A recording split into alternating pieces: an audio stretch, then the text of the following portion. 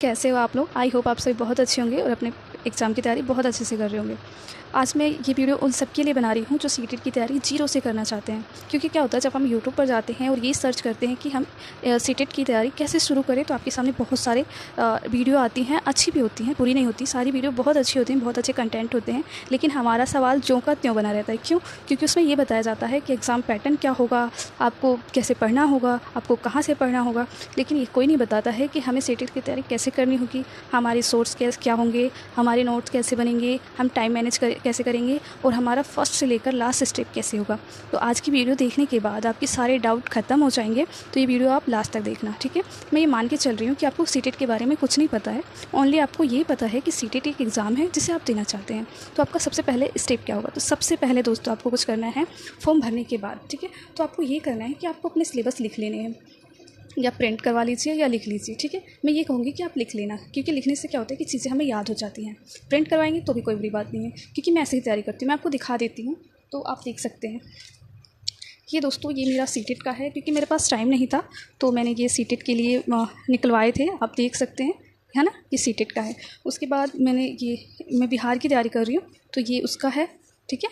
तो ये मैं ऐसे ही सिलेबस लिख लेती हूँ, हाँ। तो आप भी ऐसे ही लिख लेना। उसके बाद क्या करना है आपको, ये फर्स्ट स्टेप है, ठीक है। जब भी आप तैयारी करेंगे किसी भी एग्ज़ाम की, तो अपना सिलेबस लिखने के बाद जो चीज़ें कंप्लीट हो जाएंगी वहाँ पे टिक कर देना, ठीक है। ऐसे राइट का निशान लगा देना।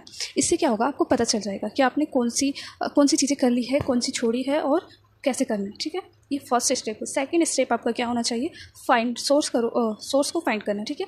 आप किस सोर्स से तैयारी करने वाले। बहुत सारे बच्चे पैड कोर्स लेंगे, बहुत सारे फ्री से करेंगे। मैं ये मान के चल रही हूँ कि आप यूट्यूब से तैयारी करेंगे, तो यूट्यूब से आप सेलेक्ट कीजिए, क्योंकि हज़ारों टीचर हैं जो तैयारी करवा रहे हैं, जो बहुत अच्छा पढ़ाते हैं। लेकिन सारे टीचर पढ़ाएं वो सभी स्टूडेंट को समझ में आए, ये ज़रूरी नहीं होता है। इसलिए आपके लिए कौन सा टीचर बेस्ट है ये सेलेक्ट कीजिए, ठीक है। मैं भी आपको कुछ सुझाव दूँगी।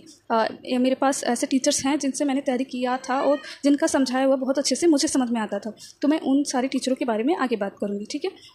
उसके बाद थर्ड स्टेप आपका होना चाहिए कि आपको अपने लिए एक टाइम टेबल तैयार करना है, क्योंकि आप में से बहुत सारे स्टूडेंट ऐसे होंगे जो फर्स्ट ईयर में होंगे, सेकंड ईयर में होंगे, या फिर बहुत सारे मेरी बहनें होंगी, फ्रेंड्स होंगे जो क्या कर रहे होंगे कि घर के कामों के साथ अपनी पढ़ाई को मैनेज कर रहे होंगे, ठीक है। तो आप क्या करना है, अपने टाइम को अपने जो भी ये शेड्यूल है इसे डिवाइड करना है, ठीक है। आपको मैं इमेज लगा दूंगी तो आपको कैसे बांटना है, ठीक है। तो आप एक दिन में 3 सब्जेक्ट का टारगेट रखना है, ठीक है। 3 सब्जेक्ट का, ज़्यादा का मत रखना, 5 एक दिन मत पढ़ना, ठीक, क्योंकि ऐसे सब मिक्स हो जाएगा। 3 घंटे, कम से कम 3 घंटे 4 घंटे निकाल लेना। 2 घंटे है तो 2 ही घंटे निकालना, ठीक है। उसके बाद आपको क्या करना है कि अपने आप को एक टारगेट देना है कि 30 दिन में हमारा सिलेबस कंप्लीट हो जाना चाहिए। आपके पास जो है वो पूरा अक्टूबर है, नवंबर है, दिसंबर में पेपर है 15 दिसंबर के बाद। तो आप 15 दिसंबर का जो 15 दिन का टाइम है उसे रिवीजन के लिए रखना, ठीक है। और बाकी अपने आप को टारगेट देना कि मैं 40 दिन में 60 दिन में अपना सिलेबस कंप्लीट कर लूँगा या कर लूँगी, ठीक है। उसके बाद क्या करना है, हर एक दिन अपना टारगेट क्या है उसे लिखना है, ठीक है। मैं भी लिखती हूँ, मैं लगा दूँगी कि मैं कैसे लिखती हूँ, ठीक है।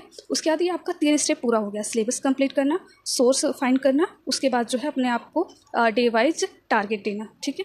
उसके बाद लास्ट हमारा स्टेप क्या होना चाहिए, क्योंकि ऐसे हमारा एक दिन आएगा जब सिलेबस कंप्लीट हो जाएगा, तो आपको क्या करना है, 50% जैसे सिलेबस कंप्लीट होगा, आपको अगर आपके पास पैसे हैं तो आप बुक ले सकते हैं, और नहीं है तो आप यूट्यूब पर प्रैक्टिस शुरू कर देना, ठीक है।